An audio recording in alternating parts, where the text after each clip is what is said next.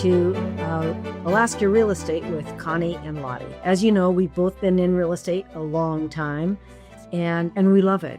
You know, and why are we doing this? We're doing this because we love what we do. We want to share whatever it is that we've got to share, and we want to kind of keep it going, keep it fresh. So we're happy that you're joining us again. We've really liked all the questions you've been sending us. We're answering most of them, and the other ones we're figuring out. So today I want to interview Connie because I don't know too much about the residential market. I know nothing about the luxury homes. And if I don't know anything, I'm thinking maybe you all have some questions and want to know something as well.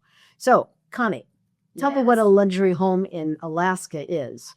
Well, I used to think it was $1 million and as far as value was concerned. And now almost all new stick-built homes, whether they're built as a pre-sale with a buyer already in hand or as a spec, they almost all cost $1 million because of tariffs.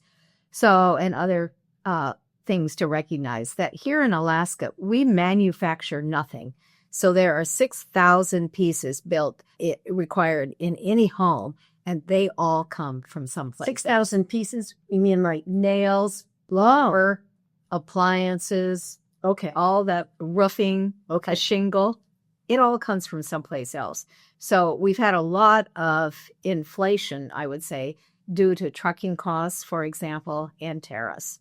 So now I'm going to tell you that a luxury home is probably $2 million or more.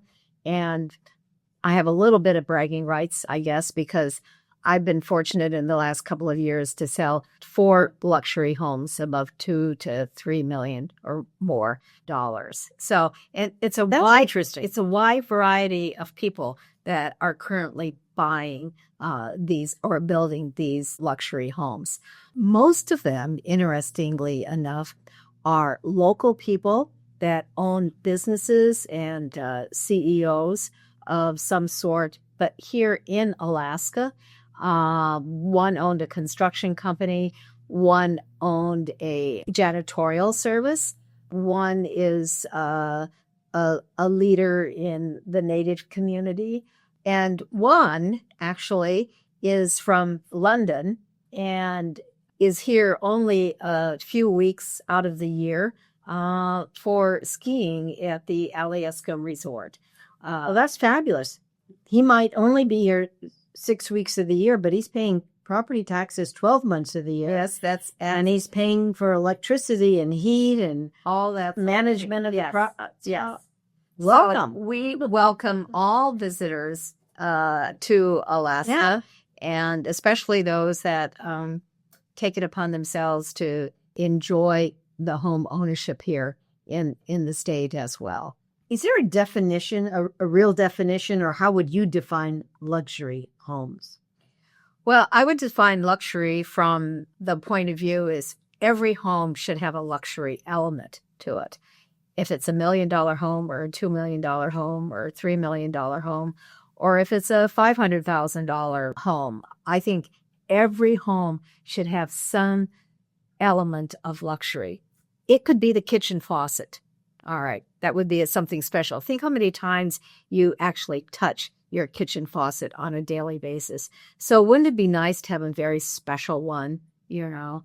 I think it'd be nicer to have someone do the dishes. Touch the faucet themselves. Right. Well, we can talk about that. Okay. We can talk about the apartment that's part of a luxury home and all that sort of thing.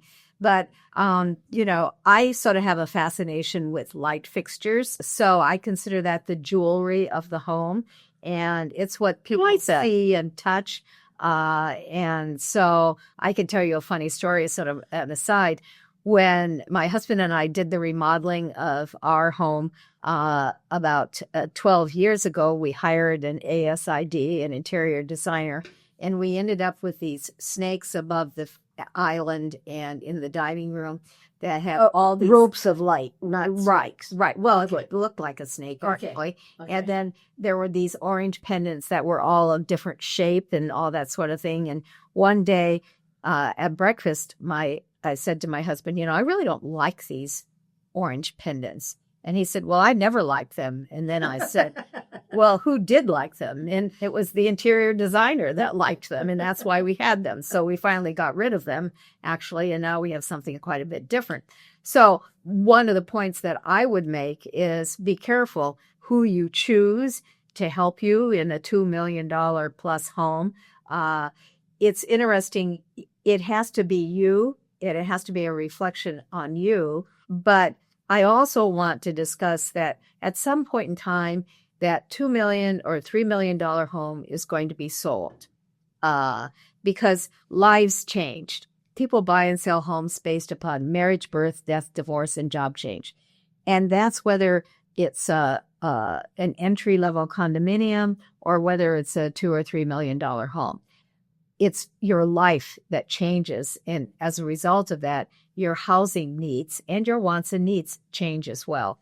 So right now I can say up on the hillside here in Anchorage, we have 6, 7, 8, 9, 10,000 square foot homes from the baby boomers when they were raising their family. We have gymnasiums. We have tennis courts. We have basketball courts. We have all sorts of racquetball courts. We have very few swimming pools here in Alaska as far as indoor pools are concerned. But we have dining rooms that will seat 20 people, right? And so the question really is, what's the value of those homes in today's market? Obviously, those homes were worth X amount of dollars when they were built. But today, the demographics have changed, and they may not be worth what a seller might think that they actually are if you're just looking at it on a per square foot basis.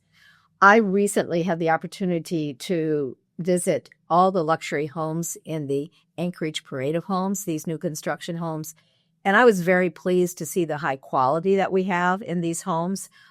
Many of them now are designed by architects with the help of interior designers. There is more consideration for space and lighting and configuration and taking advantage of a site. And the rooms and square footage is actually getting a little smaller, but the quality is significantly improving. So when I built my luxury home in 1984, just before the big crash, actually, it was 5,200 square feet. It had a 1,200 square foot garage that my dog and I lived there, really. And it did have a lake view. And that's one of the things that adds a lot of value to a home is its view, its location. Location is extraordinarily important and can add up to $400,000 as far as value is concerned on a site. Water view is very important. Frontage, water frontage is very important. Lake frontage is very important. We have a lot of luxury homes that have docks. And the question is they're on a lake? Is it a motorized lake? Can a float plane land there? Or is it just a non-motorized lake where it's a canoe and all that sort of thing? So, but then if you have a view of the mountains, then that adds value to your lake frontage. If you have a water view and then you have lights that you can see across the water and then you can see the mountains beyond the lights, that's the most attractive view and will cost the most as far as establishing a value. So you could have a 3,000 square foot house with that view, and that home would be worth more than a 6,000 square foot house, basically. I understand. Without that view. So it's difficult to really determine value. But I think one of the cautionary tales really is, even if it's a $3 million house, rest assured you're going to sell that home at some point in time.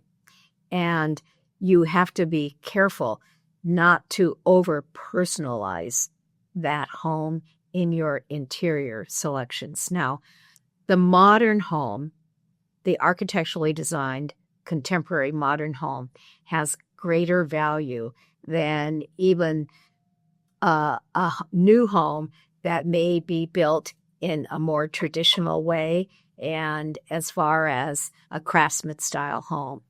A craftsman style home definitely has, well done, definitely has a lot of value to it.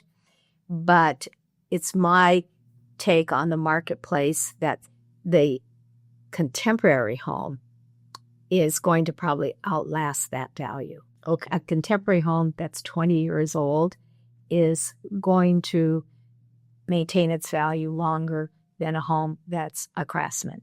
And that's difficult for me to say because I represent a broad spectrum of luxury home buyers and sellers, but that's sort of basically my experience in the marketplace. Unless, of course, location trumps everything. Okay. All right. So the pitfalls of buying a luxury home then would be location or like an exterior amenity. What are some of the pitfalls? Well, I guess the pitfalls is over customizing it specifically to your taste at that given moment in time of what's hot in the marketplace, Right. and what your family's needs are. So, for example, in today's luxury market, every bedroom and bath, every bedroom should have its own ensuite. Right. Okay, that's number one. Number two, a first floor master is very attractive to all price points. All right. And it satisfies the demographics of the aging boomer, even for the younger families. That's very, very important. We used to have a lot of really tall 2-story elements. Right. Even people that can afford a $3 million house now understand that they have to hire someone to come in to change those lights. So things are more luxurious as far as material is concerned, as far as design is concerned. We call them the McMansions. Yeah. Are not going to do as well in the marketplace, particularly in a resale, as opposed to a custom home that has luxury finishes throughout. Okay, and can appeal in the future to a wider demographic and has a view. So in that case, I don't care, or I shouldn't say personally, I don't care. The idea is that home can be smaller and more luxurious and command a higher value than someone that has a master or a primary suite that's 20 by 20. That's just not done in today's world. So I think that's it's an important consideration. Okay. Are people worried about gas prices or what it's going to cost to heat or maintain their home? Not in the luxury home market. Okay. Most luxury homes are cash. And actually, the higher the interest rate, the smarter the buyer is because they're paying cash. And so they're not worried about their payment. They're not really worried about cost because builders are very motivated when they're not able to build spec houses because of the high cost of interest and construction. So the best buy for a custom home is when interest rates are higher and there are fewer buyers in the marketplace and the builders still have to earn a living to maintain their employees or that sort of thing. Are there any spec luxury homes or multi-million-dollar homes? Does anyone do that on a speculative basis? Well, we have had one example where a builder did start a spec home at $2.6 million. I was fortunate enough to have the buyer for that home, but the vast majority of homes in that price range are custom home builds, and they are sold on a contract plus basis. Okay. All right. So I just did a class on remodeling with my friend Stacy Dean, who is an ASID interior designer, and she was explaining to me that she was doing a custom remodel, an add-on for $750,000. What I would say to that, regardless of what price point you're in, if you are overbuilding for a home in your neighborhood, All right. Move. All right. Go someplace else and build the home of your dreams or the home that's going to fit best for your family. But to be overbuilt in a neighborhood is not going to give you a good return on your value. Well, you're kind of balancing home ownership, which is all about, it's very personal, with balancing it with it as an investment, which is kind of a tricky thing. You know, I agree with you, Lottie, that home ownership and any real estate investment is a better, in my opinion, a better investment than a stock or a bond because it's a leveraged investment. And it is how the vast majority of Americans, we're so fortunate, you know. Yeah. I visited Russia when it was just opening up, and they didn't even understand what a deed was or what home ownership was. They didn't have home ownership in Russia at that particular point in time. Wow. So home ownership, regardless of the price point, is a good long-term investment. Many people, however, don't consider it an investment, particularly in this luxury home, a luxury home market. Yeah. I think everybody, and I can speak this from my own personal experience, at some point in time, everybody that can afford to wants to build their luxury home. They want to make a statement regardless. I just want everyone to understand that that statement comes and goes, right? Yeah. It comes and goes in the marketplace, and it comes and goes in your life, you know. Right. My luxury home on a lake turned into a duplex as I downsized and lived and wanted to live downtown, you know. So it changes. Some people sell their luxury home and move to Arizona. Some people move to a condo in Hawaii, you know. Some people move to a place like Oklahoma City because they want to be close to grandkids and family and all that sort of thing. My family's in Arizona. I don't want to live in Arizona. It's too hot. Yeah. Right.